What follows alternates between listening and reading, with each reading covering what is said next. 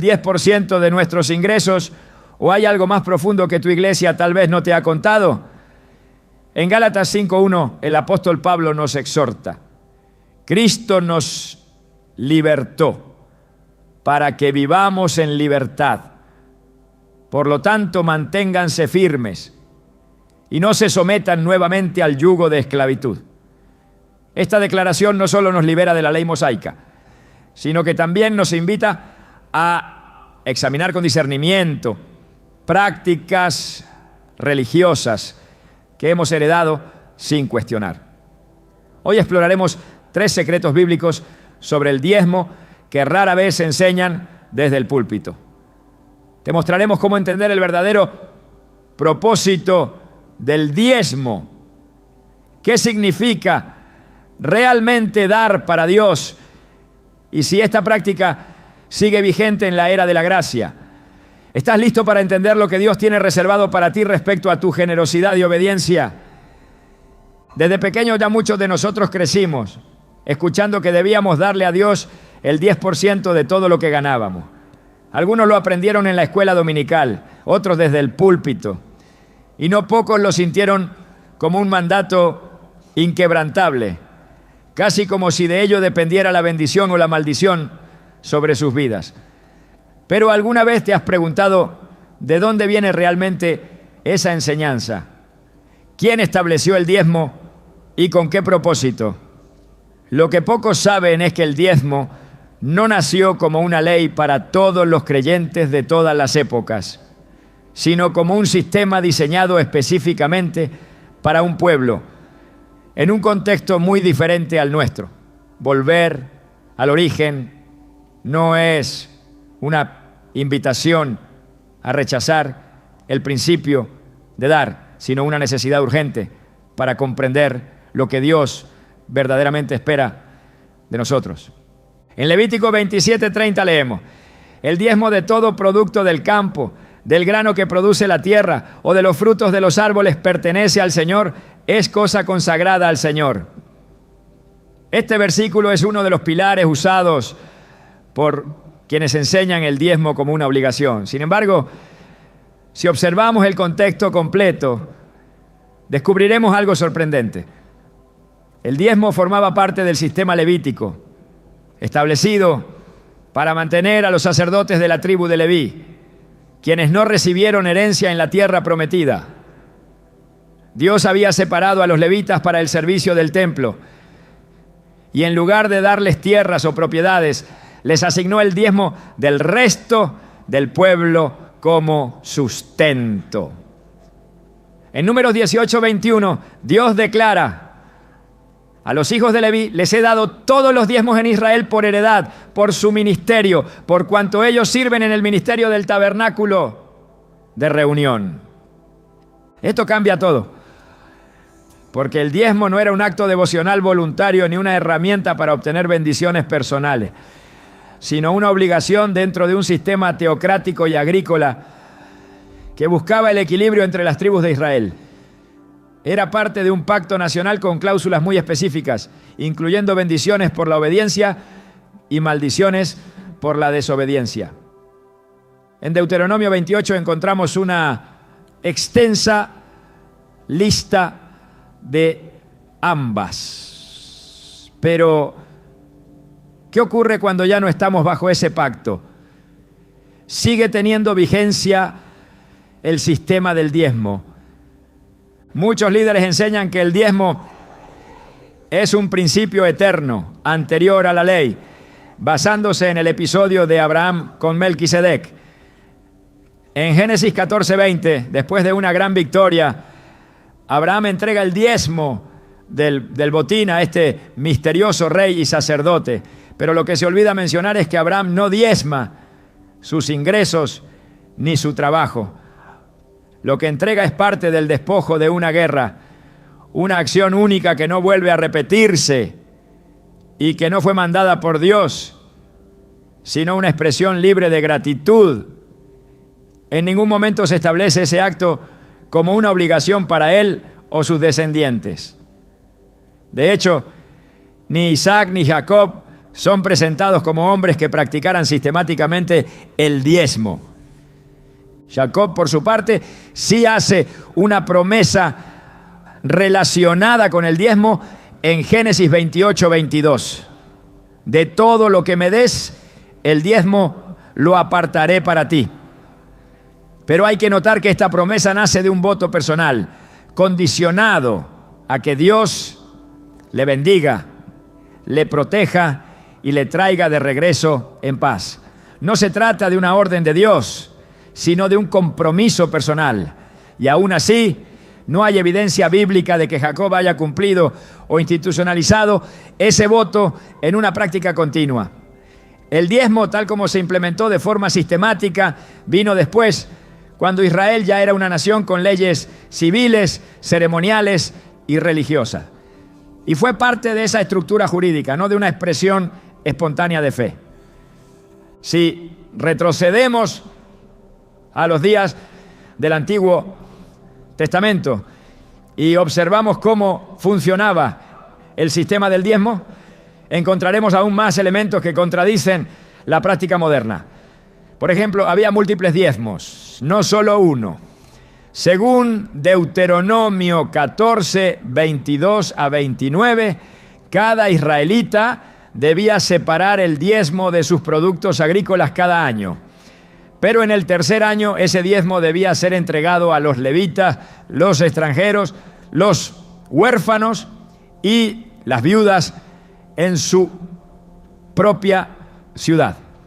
Esto demuestra que el sistema era más amplio, comunitario y profundamente social. No se trataba de sostener a una institución, sino de sostener a un pueblo entero en su estructura sacerdotal y social. De hecho, en muchos casos, el mismo pueblo comía parte del diezmo como una celebración delante del Señor, en una fiesta de gratitud y comunión. Esto nos muestra que el diezmo bíblico original no era un impuesto para mantener templos lujosos, ni una medida para evaluar la fe de una persona. Era una parte de la vida diaria en un contexto donde la religión, la cultura y la economía estaban fusionadas.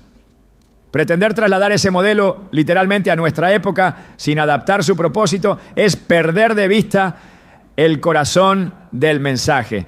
Y sin embargo, eso es lo que ha ocurrido en muchos círculos cristianos modernos. Muchos creyentes sinceros han sido llevados a creer que si no diezman, están robando a Dios. Esta enseñanza suele apoyarse en Malaquías 3:8 a 10, donde Dios pregunta: ¿robará el hombre a Dios? En vuestros diezmos y ofrendas.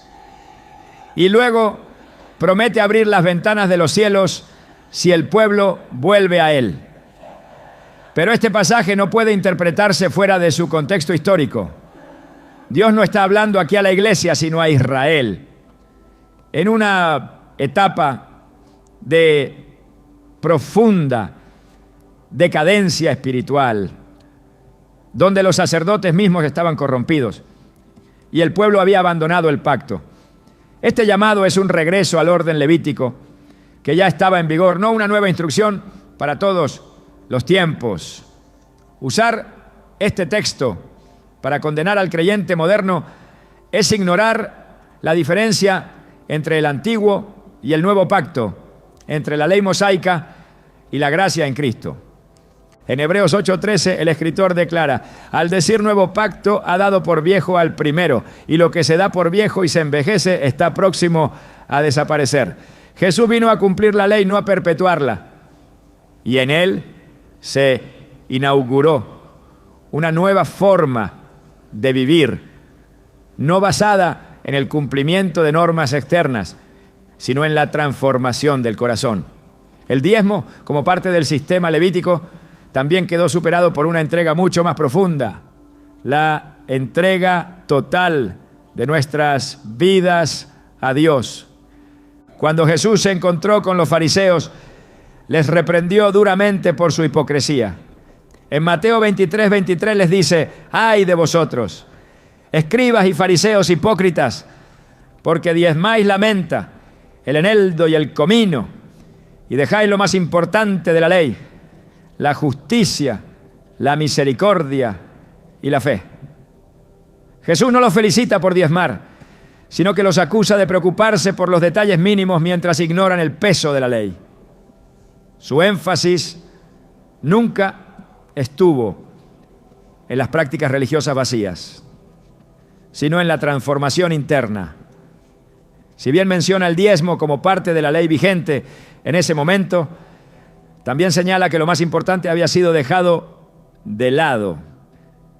No podemos usar este versículo para justificar una práctica sistemática sin ver lo que Jesús realmente estaba confrontando. Lo que Dios siempre ha buscado es el corazón, no el porcentaje. Desde los tiempos de los profetas Él lo dejó claro. En Isaías 1:11 a 17 Dios dice: ¿para qué me sirve, dice Jehová, la multitud de vuestros sacrificios?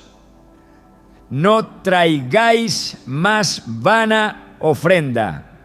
Luego añade: lavaos y limpiaos, quitad la iniquidad de vuestras obras. Esta es la esencia del mensaje. Dios no se complace en ritos si el corazón está lejos. Y lo mismo ocurre con el diezmo. No se trata de cuánto das, sino de cómo vives. No se trata de si depositas el 10%, sino de si tu vida entera le pertenece a Él. En los primeros siglos de la Iglesia no hay evidencia de que los cristianos practicaran el diezmo como una obligación. Lo que vemos en el libro de los Hechos es algo mucho más radical. En Hechos 4, 32 a 35 se nos dice que la multitud de los que habían creído era de un corazón y un alma, y ninguno decía ser suyo propio nada de lo que poseía, sino que tenían todas las cosas en común. Y más adelante, no había entre ellos ningún necesitado, porque todos los que poseían heredades o casas las vendían y traían el precio de lo vendido. Esta generosidad no era el resultado de una ley impuesta, sino del poder transformador del Espíritu Santo. Esto nos lleva a una verdad esencial. Cuando el corazón es tocado por Dios, no se limita a dar el 10%. Da todo, da tiempo, talento, recursos, amor, compasión, perdón. No por temor a una maldición, sino por gratitud. No para ganar el favor divino, sino porque ya lo ha recibido. Y esa es la gran diferencia entre el antiguo y el nuevo pacto. Volver al origen del diezmo no es destruir su valor, sino restaurar su significado. Es comprender que no fue creado para controlarnos, sino para enseñar principios de generosidad, responsabilidad y cuidado mutuo. Es reconocer que ahora en Cristo no vivimos por imposiciones, sino por convicciones. Y que lo que Dios desea no es una décima parte de nuestras finanzas, sino toda nuestra vida en sus manos. Durante su ministerio terrenal, Jesús habló con claridad sobre muchos aspectos que tocaban la vida del ser humano: el corazón, la fe, el pecado, el perdón, el servicio, la humildad, el reino de Dios y también el dinero. Sin embargo, nunca instituyó el diezmo como una norma para sus discípulos. En su enseñanza no hay ningún momento donde se ordene, prescriba o refuerce el diezmo como requisito para entrar en el reino, recibir bendiciones o cumplir con la voluntad del Padre. Este silencio no es accidental, es revelador, porque en la figura de Cristo se inaugura una nueva era espiritual, una transformación del interior que supera las estructuras rígidas de la ley mosaica. Y el hecho de que el diezmo no forme parte del mensaje central de Jesús indica que su propósito no era reproducir el sistema religioso anterior, sino establecer una relación directa entre Dios y el corazón del creyente. Jesús predicó intensamente sobre la riqueza y el uso del dinero, no desde la perspectiva de porcentajes establecidos, sino desde la disposición del alma. En Mateo 6:21 dijo: porque donde esté tu tesoro, allí estará también tu corazón. Esta afirmación trasciende cualquier cálculo numérico. No le habló a sus seguidores de obligaciones externas, sino de una conexión interna que revela prioridades espirituales. El tesoro no está en la cantidad que se da, sino en el lugar donde reposa nuestra confianza. Para Jesús, el problema nunca fue cuánto damos, sino por qué lo damos, desde qué motivación interior y con qué actitud lo hacemos.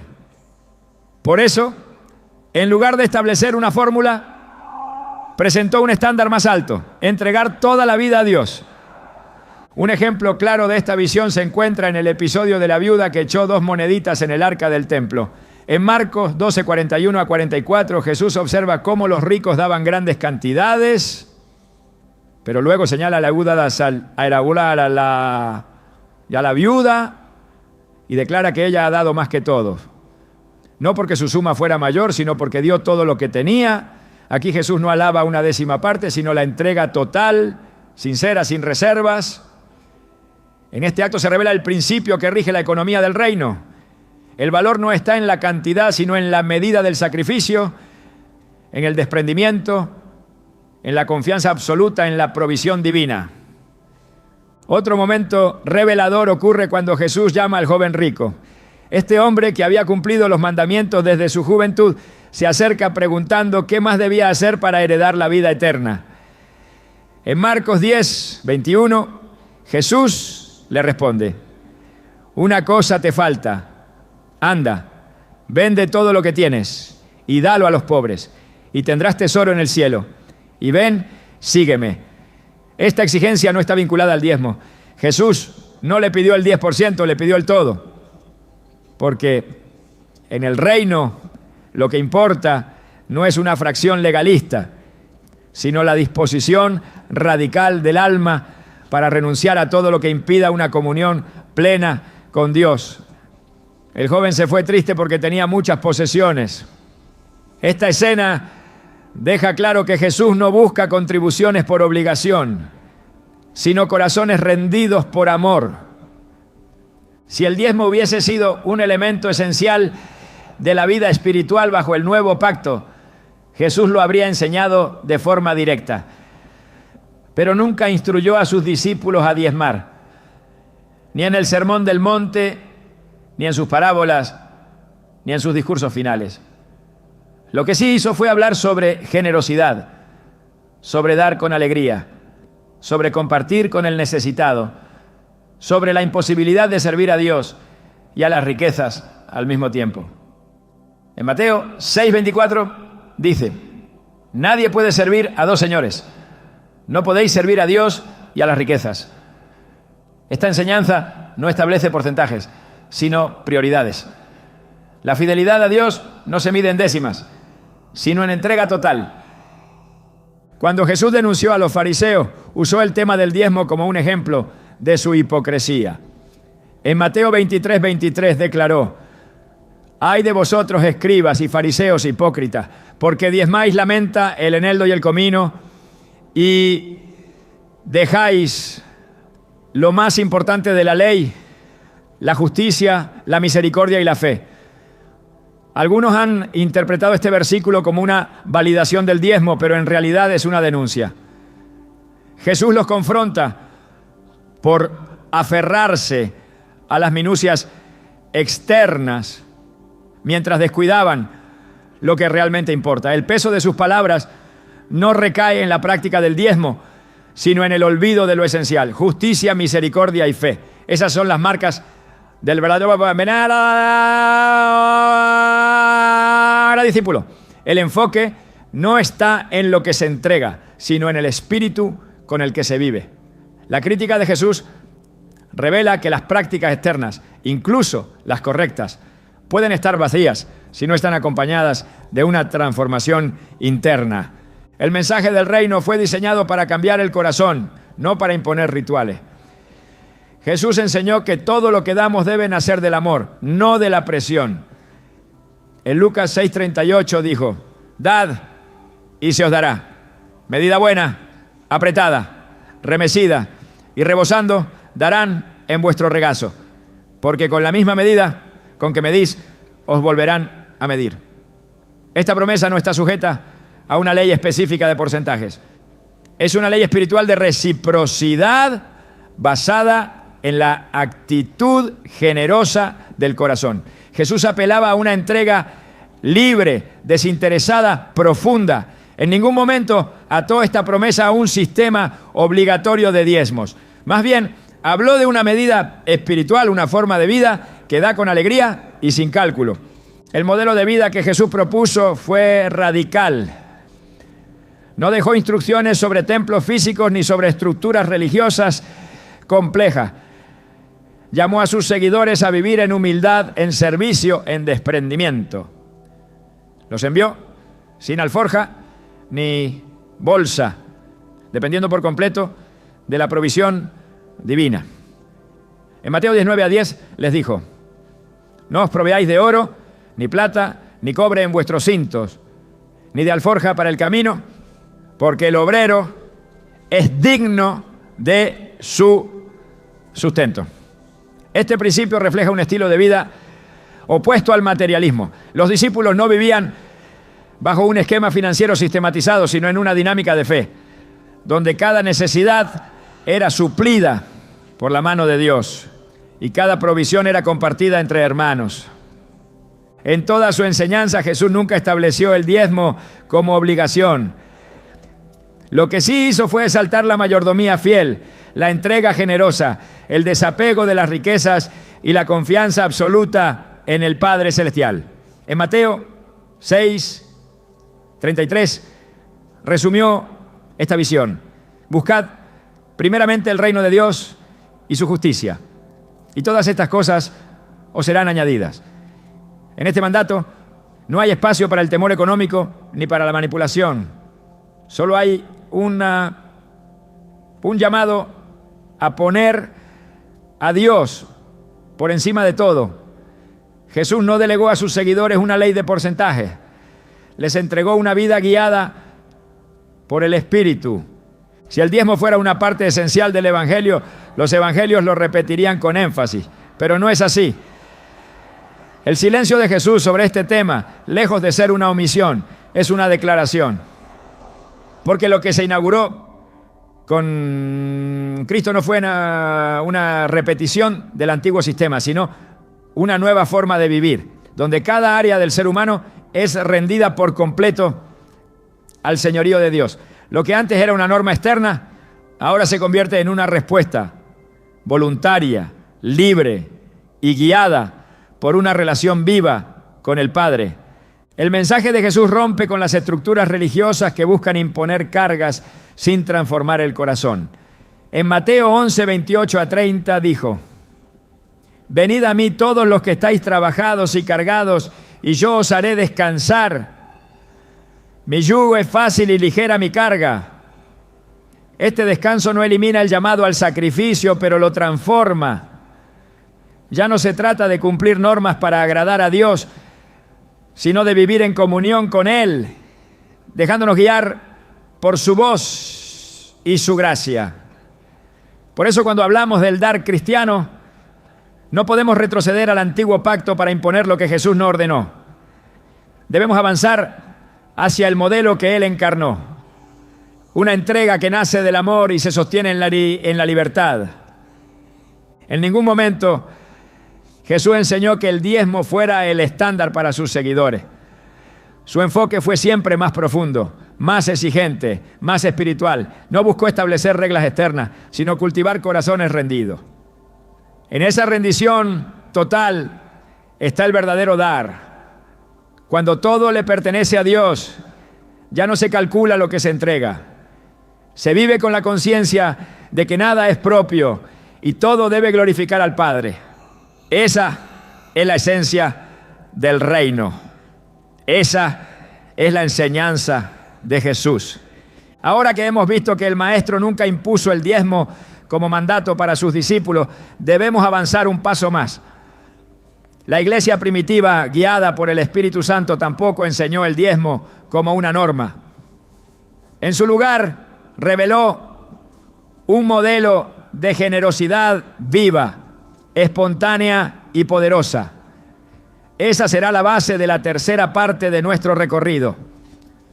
La transición del Antiguo al Nuevo Testamento no fue una simple evolución doctrinal, sino un cambio radical en la forma de entender la relación entre Dios y el ser humano. Con la llegada del Espíritu Santo, los discípulos no solo recibieron poder para predicar, sanar y testificar, sino también para vivir una vida completamente guiada desde dentro. En ese nuevo mover espiritual, el dar dejó de ser una imposición externa y se convirtió en una expresión espontánea de obediencia nacida en lo profundo del corazón. El modelo económico de la iglesia primitiva no estuvo sustentado por normas rituales, sino por convicciones internas encendidas por la gracia. Desde el primer momento, el libro de los Hechos muestra cómo los seguidores de Cristo vivían un tipo de generosidad que no puede explicarse por ley ni tradición.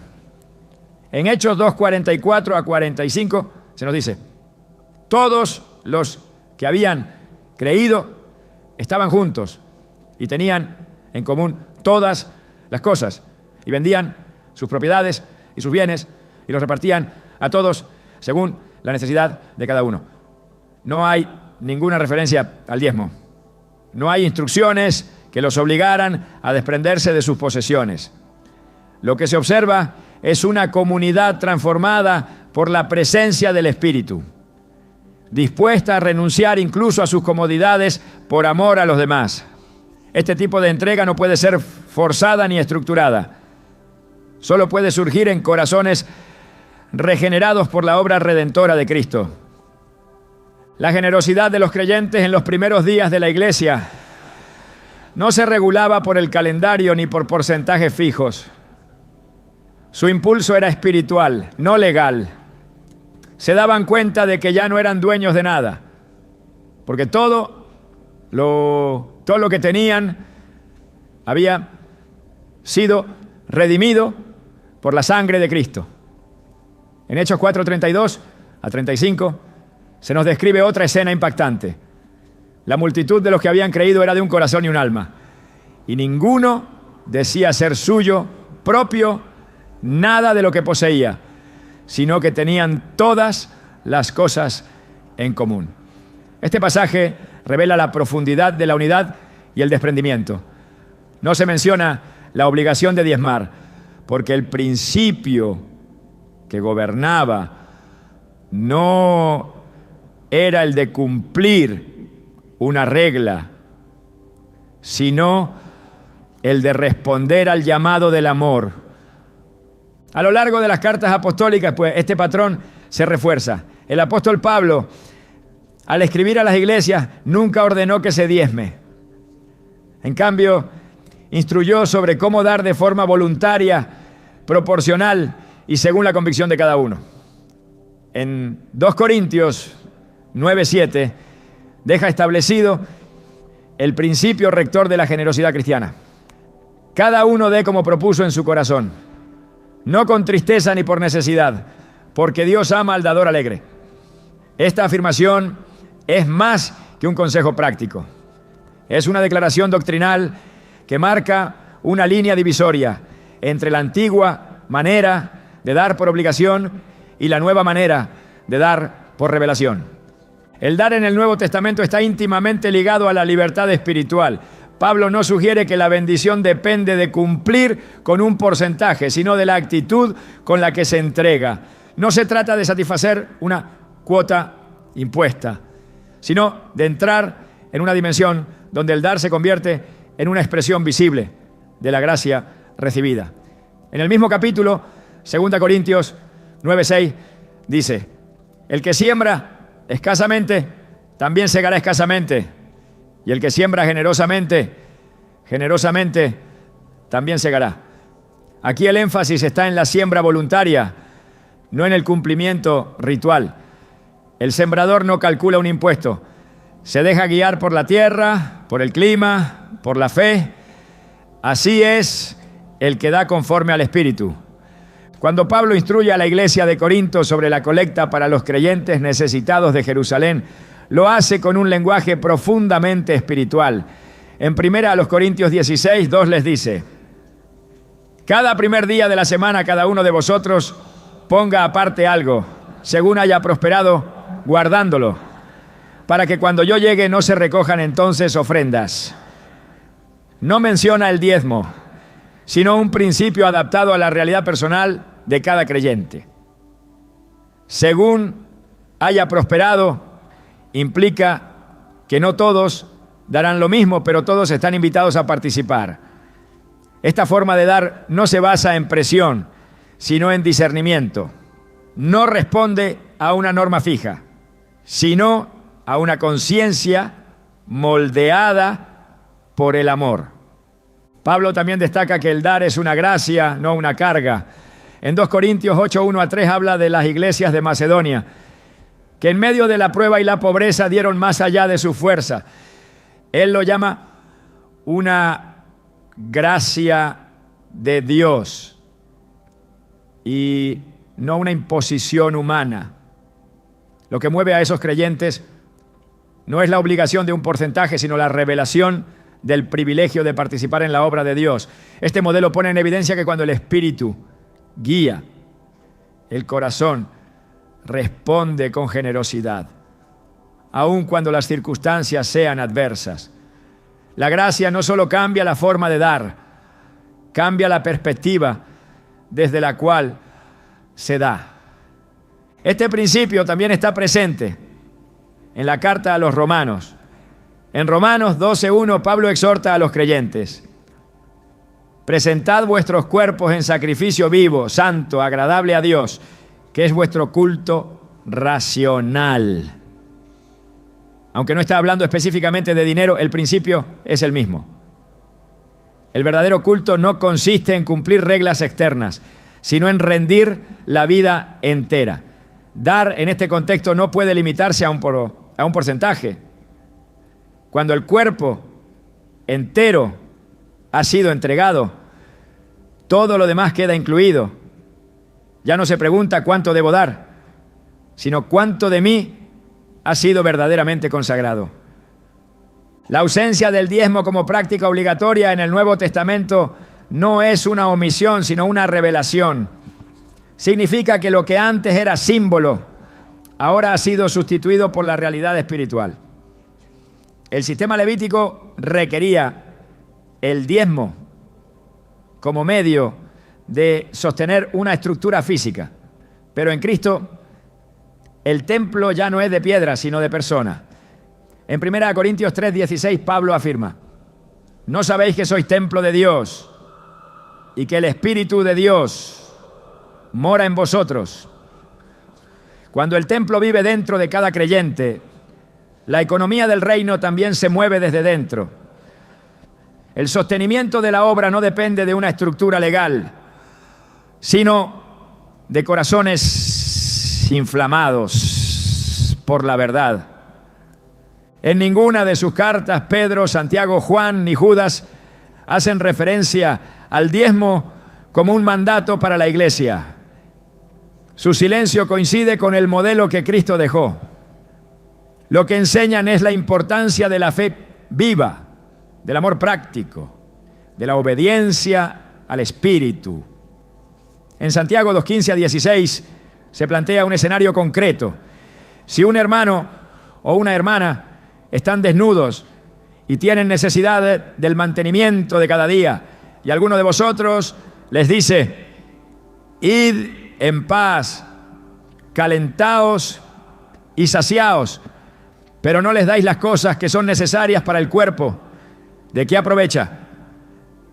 Esta exhortación no se dirige a cumplir un porcentaje, sino a vivir la fe con acciones reales, con respuestas sensibles a las necesidades del prójimo. La generosidad cristiana es contextual, vivencial, y nace de la compasión, no de la imposición. La lógica del reino no se fundamenta en deberes numéricos, sino en la revelación del amor de Dios. En el 1 Juan 3:17 el apóstol escribe: pero el que tiene bienes de este mundo y ve a su hermano tener necesidad y cierra contra él su corazón, ¿cómo mora el amor de Dios en él? Aquí la medida no es el diezmo, sino el corazón. Lo que se evalúa no es el porcentaje, sino la disposición de compartir lo que se tiene cuando se presenta la necesidad. Dar según la enseñanza apostólica es el reflejo tangible de una vida que ha sido redimida. No se impone desde afuera, brota desde dentro. El modelo neotestamentario de dar redefine por completo la relación del creyente con sus bienes. Ya no hay distinción entre lo espiritual y lo material. Todo está bajo el señorío de Cristo. En Colosenses 3:17 se dice: y todo lo que hacéis, sea de palabra o de hecho, hacedlo todo en el nombre del Señor Jesús. Esto incluye lo que se ofrece, lo que se guarda, lo que se administra. El cristiano no se guía por porcentajes impuestos, sino por la voz del Espíritu que habita en él. Cada decisión de dar se convierte en un acto de adoración, cada gesto de generosidad en una proclamación del Evangelio. Este nuevo modelo no anula la práctica de dar, sino que la transforma. No se trata de menos entrega, sino de una entrega más completa, más intencional, más profunda. La libertad en Cristo no es una excusa para la negligencia, sino un llamado a la madurez espiritual. Pablo lo resume en Gálatas 5:13. Porque vosotros, hermanos, a libertad fuisteis llamados, solamente que no uséis la libertad como ocasión para la carne, sino servíos por amor los unos a los otros. Esta libertad no desconecta al creyente de la responsabilidad. Al contrario, lo impulsa a dar con mayor generosidad, con mayor sensibilidad y con mayor visión del reino. El patrón que vemos en la iglesia primitiva y en las epístolas no puede ser sustituido por esquemas rígidos. Fue una generación guiada por el Espíritu, no por sistemas. Fue una comunidad movida por el amor, no por normas. Y esa sigue siendo la invitación para nosotros hoy. A vivir bajo la dirección del Espíritu, a dar según lo que Él ponga en nuestro corazón y a confiar en que cada semilla entregada con fe será usada por Dios para bendecir a muchos. Cuando la iglesia da por revelación y no por obligación, se abre la puerta para que la gracia fluya sin restricciones. Cuando el dar nace del corazón y no de la presión, se convierte en un acto profético, en una señal de que el reino ha llegado. El diezmo como estructura fue una sombra, la realidad es Cristo. Y en él cada decisión de dar se convierte en un eco de su entrega suprema. Cuando la verdad es reemplazada por tradición y la revelación es sustituida por sistemas humanos, el resultado es una fe distorsionada que carga al creyente con pesos que nunca fueron diseñados para llevar. En muchos contextos, el diezmo ha dejado de ser una práctica de adoración para convertirse en una herramienta de presión emocional y control espiritual. Lo que debía nacer de una convicción interna ha sido transformado en una obligación impuesta, sostenida por el temor, la culpa y la amenaza del juicio divino. Esta distorsión no es nueva. La historia del pueblo de Dios está llena de momentos en los que las estructuras religiosas reemplazaron el corazón del mensaje y el poder se impuso sobre la gracia. Pero cada vez que eso ocurrió, Dios levantó una voz para restaurar el diseño original. La Escritura nos advierte con claridad sobre los líderes que utilizan lo sagrado para beneficio personal. En Ezequiel 34, 2-3, el Señor declara contra los pastores de Israel: ay de los pastores de Israel que se apacientan a sí mismos. ¿No deben los pastores apacentar a las ovejas? Coméis la grosura y os vestís de la lana, la engordada degolláis, mas no apacentáis a las ovejas. Este reclamo no es simplemente una queja contra la negligencia espiritual, sino una denuncia directa contra aquellos que se enriquecen a costa del rebaño, utilizando su posición espiritual para manipular en lugar de servir. Cuando el liderazgo usa el púlpito para exigir y no para edificar, el resultado es una comunidad espiritualmente esclavizada, y emocionalmente herida. Uno de los errores más graves en la enseñanza moderna sobre el diezmo es presentar a Dios como un cobrador celestial que bendice solo si se paga una cuota. Se cita constantemente Malaquías 3:10 como una amenaza. Traed todos los diezmos al alfolí y probadme ahora en esto, si no os abriré las ventanas de los cielos. Pero se ignora el contexto histórico y profético del pasaje. Dios no estaba hablando a la iglesia del nuevo pacto, sino a una nación que había quebrantado un pacto específico en una época donde los sacerdotes habían corrompido el culto y el pueblo se había apartado de su identidad espiritual. El reclamo de Dios no era por el dinero, sino por el abandono de la justicia y la integridad. Usar este texto para infundir miedo es torcer la intención original del mensaje. Cuando el mensaje del diezmo se presenta como un requisito absoluto para la bendición, se produce una falsa espiritualidad donde la generosidad se convierte en transacción y la obediencia en negocio. Esta visión comercializa la fe y transforma la relación con Dios en una relación de mercado. Si doy, recibo. Si no doy, pierdo. Esta no es la economía del reino. Jesús enseñó que el Padre hace salir el sol sobre buenos y malos y que su provisión no está condicionada por una fórmula matemática, sino por su naturaleza generosa.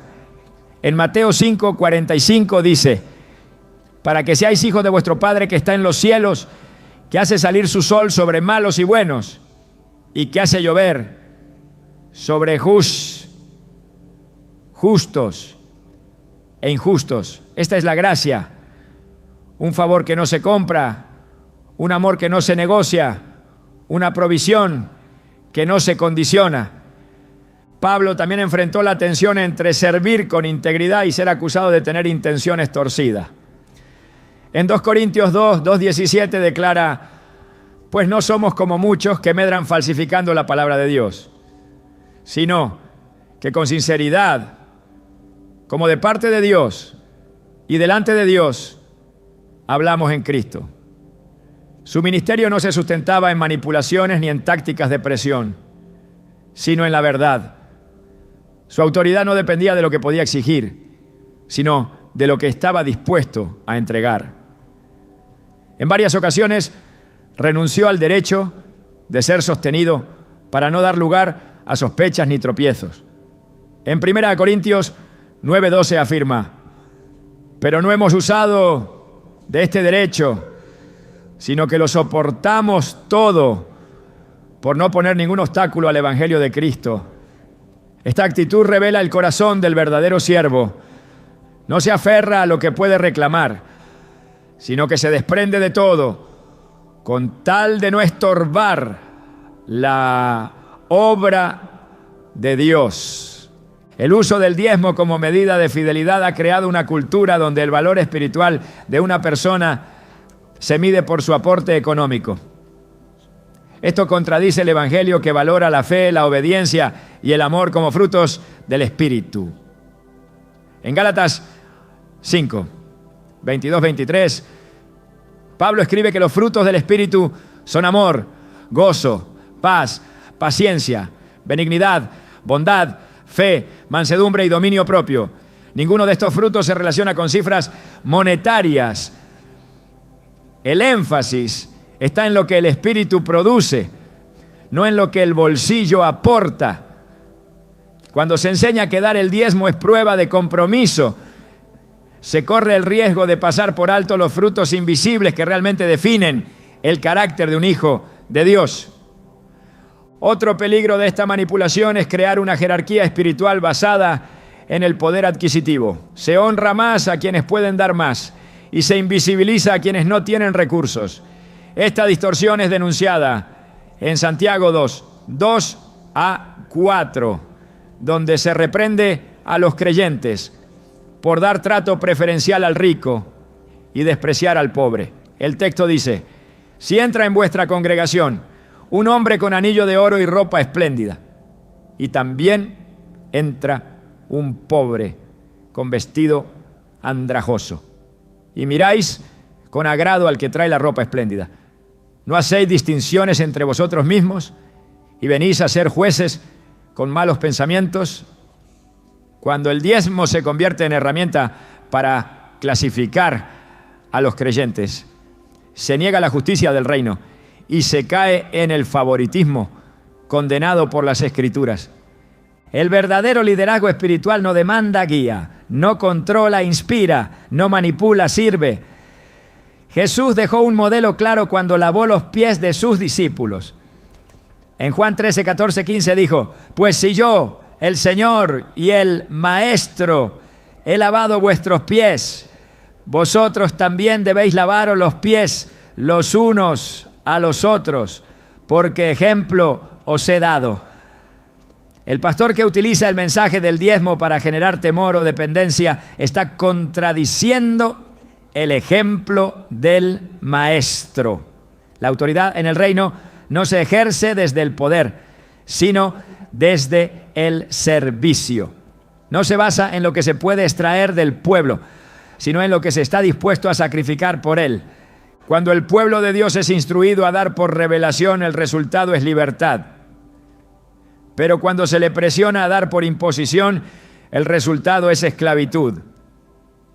El apóstol Pablo, al escribir a los Gálatas, les advierte contra los que quieren regresar a las reglas del pasado.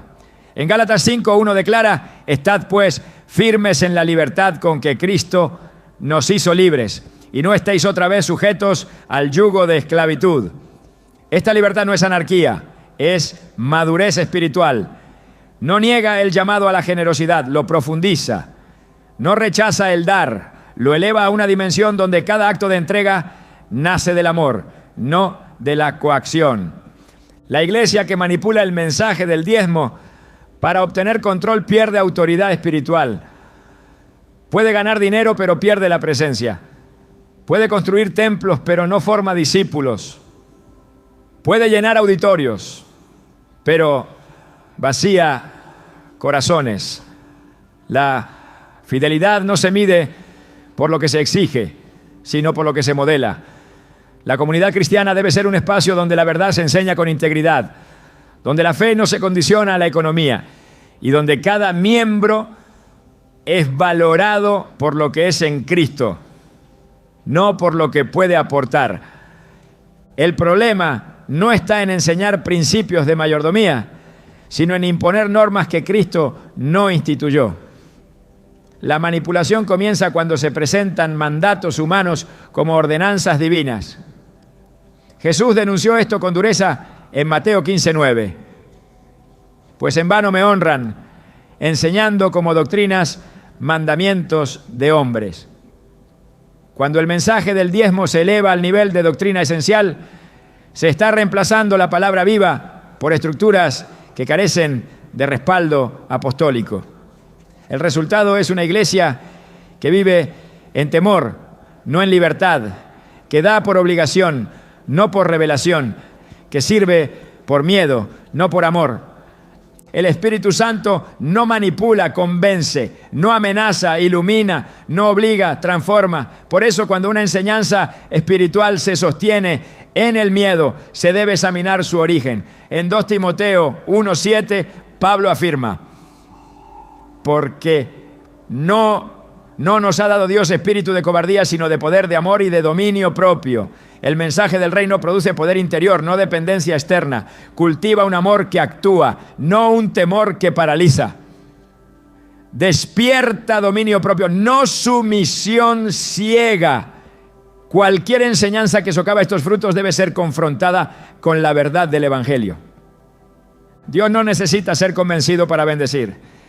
Él es generoso por naturaleza. En Santiago 1:17 se nos dice: toda buena dádiva y todo don perfecto desciende de lo alto, del Padre de las luces. La bendición no es una moneda de cambio, es una expresión del carácter de Dios. Cuando se enseña que la bendición depende exclusivamente del cumplimiento del diezmo, se está promoviendo una imagen distorsionada del Padre. Se le presenta como un comerciante, no como un redentor, como un cobrador, no como un dador. Esta imagen no solo hiere la fe, sino que aleja a las personas de una relación auténtica con Dios. El Evangelio es un llamado a la verdad, y donde hay verdad, hay libertad. Jesús lo expresó en Juan 8:32. Conoceréis la verdad y la verdad os hará libre. La verdad libera del engaño, del temor y de las cargas impuestas por sistemas humanos. Libera del legalismo y de la manipulación. Libera para vivir por fe, para dar por convicción, para servir con gozo. La verdad revela que en Cristo no hay necesidad de comprar el favor divino, porque ese favor ya fue entregado gratuitamente en la cruz. El verdadero mensaje del reino no se impone, se revela, y cuando es revelado, transforma. El llamado hoy no es a abandonar la generosidad, sino a purificar su motivación, a dejar atrás la estructura que obliga y abrazar la voz que guía. Porque cuando el dar fluye del Espíritu, produce gozo, libertad y plenitud. Y donde hay libertad, hay presencia. Donde hay presencia, hay transformación. Y donde hay transformación, el reino avanza sin necesidad de imposición. El mensaje de Jesús nunca fue de mínimos. Su llamado no se limitó a un cumplimiento externo ni a una serie de requisitos para alcanzar lo justo. Cristo siempre apuntó al todo, a una entrega sin reservas, a un corazón tan transformado por el amor de Dios que no pregunta cuánto debe dar, sino cuánto más puede entregar. Cuando el corazón ha sido renovado por la gracia, el diezmo ya no es un techo, sino apenas el piso de una vida de generosidad. Los primeros cristianos no necesitaban que nadie les impusiera un porcentaje. Ellos entendieron por revelación que todo lo que tenían ya no les pertenecía. En Hechos 4:34 a 35, el testimonio de aquella comunidad es contundente. No había entre ellos ningún necesitado, porque todos los que poseían heredades o casas las vendían y traían el precio de lo vendido y lo ponían a los pies de los apóstoles, y se repartía a cada uno según su necesidad.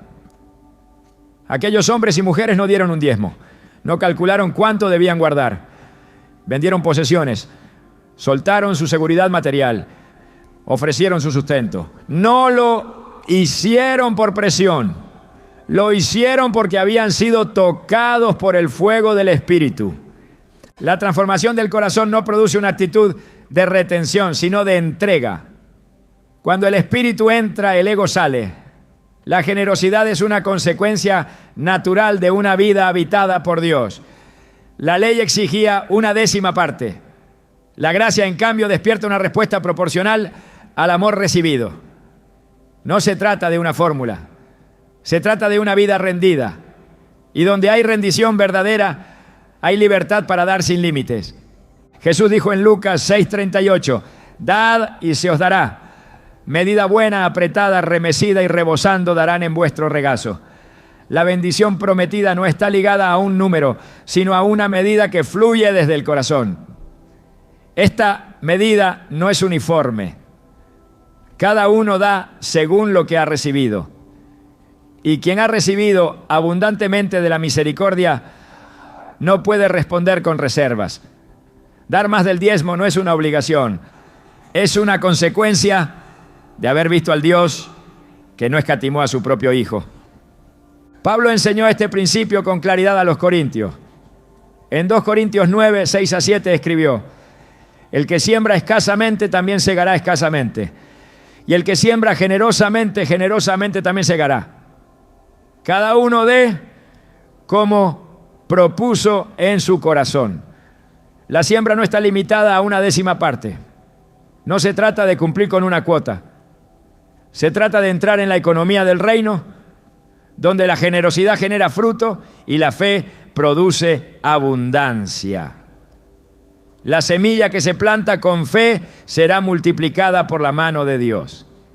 Y quien entiende esto deja de dar por obligación y comienza a sembrar por revelación.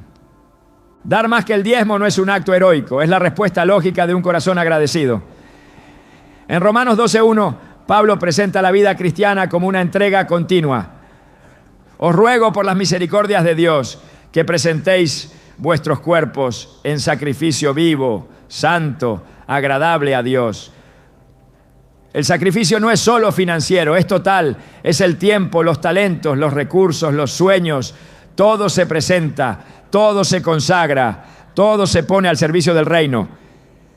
El dar se convierte en una extensión de la adoración, ya no es una transacción, es una entrega. La iglesia madura no pregunta cuánto es lo mínimo, pregunta cuánto puede contribuir a la obra. No calcula porcentajes, discierne necesidades. No se limita por una regla, se expande por un fuego interior. En Filipenses 4:17, Pablo reconoce el aporte de la iglesia de Filipo, pero aclara algo crucial. No es que busque dádivas, sino que busco fruto que abunde en vuestra cuenta. La motivación no es la necesidad económica del apóstol, es la oportunidad espiritual del creyente. Cuando alguien da más que el diezmo desde un corazón transformado, está acumulando fruto eterno. Está participando del avance del reino con sus recursos, su esfuerzo y su generosidad. El creyente que ha sido tocado por la gracia no necesita ser motivado por temor ni manipulado con promesas materiales. La mayor recompensa ya le fue dada. Cristo mismo. En Él están escondidos todos los tesoros de la sabiduría y el conocimiento. En Él tenemos todo lo necesario para vivir en piedad. Por eso cuando damos, no lo hacemos para recibir algo a cambio. Lo hacemos porque ya recibimos lo más grande, la salvación, el perdón, la vida eterna. En 1 Timoteo 6:17-19, Pablo exhorta a los ricos en este siglo a que no pongan su esperanza en las riquezas, sino en Dios. Luego les dice que hagan bien, que sean ricos en buenas obras, dadivosos, generosos, atesorando para sí buen fundamento para lo porvenir. La verdadera riqueza no está en acumular, sino en sembrar, no en retener, sino en compartir. Quien ha sido iluminado por esta verdad no limita su entrega, la expande, la diversifica, la convierte en estilo de vida. El dar, cuando fluye desde un corazón transformado, se vuelve espontáneo, constante y alegre. No espera campañas ni colectas, no necesita sermones que presionen. Nace de una conciencia continua de mayordomía. Todo lo que soy, todo lo que tengo, le pertenece al Señor. Esta actitud no depende del monto, depende de la disposición. Jesús elogió a la viuda que dio 2 monedas porque dio todo lo que tenía. En Marcos 12:44 se explica. Todos han echado de lo que les sobra, pero esta, de su pobreza, echó todo lo que tenía, todo su sustento. Dar más que el diezmo no es una cuestión de cantidad absoluta, sino de entrega total. El reino no se construye con cifras, no, sino con corazones. Y un corazón que ha sido redimido no pone límites a su generosidad. No teme quedarse sin recursos porque sabe quién es su fuente. No se reserva para después porque vive en el ahora de la obediencia. La abundancia espiritual produce generosidad práctica y esa generosidad abre puertas, suple necesidades, multiplica oportunidades y glorifica a Dios. La generosidad bíblica no es uniforme. Es específica, contextual, dirigida. En 2 Corintios 8, Pablo describe cómo los macedonios, en profunda pobreza, abundaron en riquezas de generosidad. No dieron porque tenían, dieron porque estaban llenos de gracia. Y luego dice algo revelador en el versículo 5. No como lo esperábamos, sino que asimismo se dieron primeramente al Señor y luego a nosotros, por la voluntad de Dios. Aquí está el secreto. Antes de entregar bienes, entregaron su ser. Y cuando alguien se entrega por completo, el resto fluye con naturalidad. Dar más que el diezmo no es una estrategia financiera, es una manifestación del reino, es el fruto de una mente renovada, es la respuesta de un corazón agradecido, es la acción visible de una fe invisible. No hay necesidad de coerción, no hay espacio para la retención. La transformación interior produce un estilo de vida donde dar es parte del respirar espiritual. Porque donde está el Espíritu del Señor hay libertad. Y esa libertad incluye la libertad para dar sin reservas. Cristo no dio el diezmo de su sangre, lo dio todo. No ofreció una parte de sí mismo, se entregó por completo. Y quienes han sido alcanzados por ese sacrificio no viven a medias. No aman a medias, no sirven a medias, no dan a medias. La entrega de Cristo se convierte en el patrón y bajo ese patrón el diezmo se queda corto, no como algo incorrecto, sino como algo insuficiente para expresar la magnitud de la gratitud. La iglesia que ha sido transformada no espera ser estimulada para dar, busca oportunidades para bendecir, no necesita incentivos externos, está impulsada por una llama interna, no calcula cuánto le queda después de dar. Se goza en participar del milagro de ver vidas restauradas, familias sostenidas, ministerios fortalecidos y naciones alcanzadas. Dar más que el diezmo no es una carga, es un privilegio. Es un llamado, es una respuesta natural al amor sobrenatural de Dios. La cultura del reino redefine el concepto de suficiencia. En 2 Corintios 9:8 Pablo declara: y poderoso es Dios para hacer que abunde en vosotros toda gracia, a fin de que teniendo siempre en todas las cosas todo lo suficiente, abundéis para toda buena obra. Esta es la lógica del reino. Se da con generosidad y Dios se encarga de suplir con abundancia. No se da para recibir, pero se recibe porque se ha dado. No se confía en la recompensa, se confía en el dador. Y quien confía en el dador nunca teme dar de más. Esta verdad no se enseña con presión, se revela con poder, no se impone, se modela, no se exige, se contagia. El creyente que vive bajo esta luz se convierte en un canal de provisión, en un instrumento de avance, en un testigo del carácter generoso de Dios. Y ese testimonio habla más fuerte que cualquier discurso. Porque cuando el pueblo de Dios vive con manos abiertas, el mundo ve a un Dios que no retiene. La obediencia que agrada a Dios nunca ha sido parcial ni fragmentada. Desde Génesis hasta Apocalipsis, el llamado de Dios no ha sido porciones, sino totalidad. Él no está buscando una décima parte de tu ingreso, ni siquiera una ofrenda generosa. Él está buscando tu vida entera. La historia bíblica no gira en torno a lo que los hombres pueden dar, sino a lo que están dispuestos a rendir. En Romanos 12:1, Pablo ruega: presentad vuestros cuerpos en sacrificio vivo, santo, agradable a Dios, que es vuestro culto racional. No se refiere a una práctica ceremonial, sino a una entrega integral. Todo lo que eres, todo lo que tienes, todo lo que planeas, se convierte en altar. Cuando Jesús llamó a sus discípulos, no les pidió ofrendas. Les pidió que dejaran todo y lo siguieran. Mateo dejó su mesa de recaudación. Pedro soltó sus redes. Ninguno fue condicionado por un sistema de cuotas. Fueron transformados por un encuentro. Esa es la verdadera obediencia, la que nace del corazón y se sostiene en la comunión. Dios no quiere lo que puedes ofrecerle desde la obligación, quiere lo que puedes entregar desde la fe. En el 1 Samuel 15:22 el profeta pregunta: ¿se complace Jehová tanto en los holocaustos y víctimas como en que se obedezca a las palabras de Jehová? Ciertamente el obedecer es mejor que los sacrificios. Este principio derrumba cualquier sistema religioso que priorice la forma sobre el fondo. No es la cantidad lo que impresiona a Dios, sino la disposición del alma. No es lo visible lo que Él evalúa, sino lo secreto del corazón. El verdadero sacrificio es la obediencia, incluso cuando no es comprendida por los hombres, incluso cuando exige más que un diezmo, incluso cuando exige todo. Jesús no murió por nuestro dinero, murió por nuestras almas, y quien ha sido rescatado por esa sangre no puede vivir a medias, no puede dividir su fe entre lo que retiene y lo que entrega.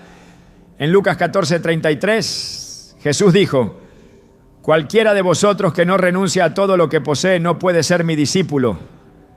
Este no es un llamado extremo, es el estándar del reino. La obediencia no es negociable porque la cruz no lo fue. Dios no está esperando una transferencia bancaria, está esperando una vida rendida, un corazón que diga: aquí estoy, Señor, todo lo que tengo es tuyo, todo lo que soy te pertenece. Esta es la ofrenda que Él no rechaza, no porque sea costosa, sino porque es sincera, no porque sea grande en valor humano, sino porque nace de un espíritu obediente. En este camino, dar es solo una expresión más de la obediencia total. No es el centro, es la consecuencia. Y cuando se vive así, no se necesita que nadie imponga reglas. El Espíritu guía, la gracia capacita y la obediencia se vuelve el lenguaje más alto de adoración. Porque Dios no quiere tu dinero, quiere tu obediencia completa. El diezmo, tal como se ha enseñado por generaciones, ha producido una fuerte división entre lo que damos y lo que somos. Por mucho tiempo se ha tratado de separar la generosidad de la identidad, como si fueran dos cosas distintas. Pero en el reino de Dios no existe esa dicotomía, porque cuando se comprende la obra de Cristo, dar deja de ser una acción aislada y se convierte en una extensión de lo que eres. Y esta es la clave que muy pocos han enseñado. No fuimos llamados solo a dar una parte de lo que poseemos. Fuimos llamados a convertirnos en una expresión viva de generosidad encarnada. No se trata de cuánto dinero entregas, sino de en quién te estás transformando a través de lo que entregas. La generosidad bíblica no comienza en la billetera, comienza en la mente, en la forma en la que ves tu vida, en la conciencia de que ya no te pertenece. Porque cuando sabes que has sido comprado por precio, no puedes seguir pensando como dueño. Lo entregas todo porque sabes que todo lo que tienes está en manos de aquel que nunca falla. Por eso dar no es un acto que se repite semanalmente en un culto. Es una vida que se ofrece a diario como semilla en el reino. El diezmo entonces no es el final del camino, ni siquiera el comienzo. Es apenas una estación en un viaje mucho más profundo. El viaje hacia una vida irreversiblemente entregada. Y cuando una vida es entregada, se convierte en un testimonio. No un testimonio para que otros admiren, sino para que otros despierten. Una iglesia que ha sido liberada de estructuras impuestas y ha entrado en la dinámica del dar por revelación, ya no necesita motivaciones externas. Camina con el corazón encendido por el fuego de la verdad. Ya no calcula si debe dar antes o después de impuestos, si debe hacerlo en efectivo o en transferencia. Su única pregunta es: ¿cómo puedo reflejar mejor el amor que me salvó? Esa es la pregunta que transforma cualquier conversación sobre finanzas en una conversación sobre fe. Y es ahí donde la iglesia vuelve a ser peligrosa para el infierno. Cuando deja de depender de fórmulas y vuelve a depender del Espíritu. Cuando abandona las viejas estructuras y camina en la frescura de la obediencia. Cuando deja de decir: esto es mío, y empieza a vivir: todo es tuyo, Señor. Esa iglesia no solo sostiene templos, sostiene familias, comunidades, generaciones. No porque haya sido obligada a dar, sino porque fue liberada para sembrar. No porque se le impuso una regla, sino porque se le reveló una verdad. El diezmo como sistema ha sido debatido, defendido, distorsionado. Pero el llamado de Dios nunca ha sido al sistema, ha sido al corazón, porque el que tiene el corazón tiene todo lo demás. Y cuando ese corazón entiende quién es, no necesita otra ley. Vive para dar, vive para servir, vive para reflejar al único que lo dio todo primero. Así es como termina el debate, no con argumentos, con transformación, no con una cantidad, con una identidad. Porque cuando el creyente descubre qué es la ofrenda, ya no necesita instrucciones para entregar, solo necesita caminar con aquel que lo entregó todo.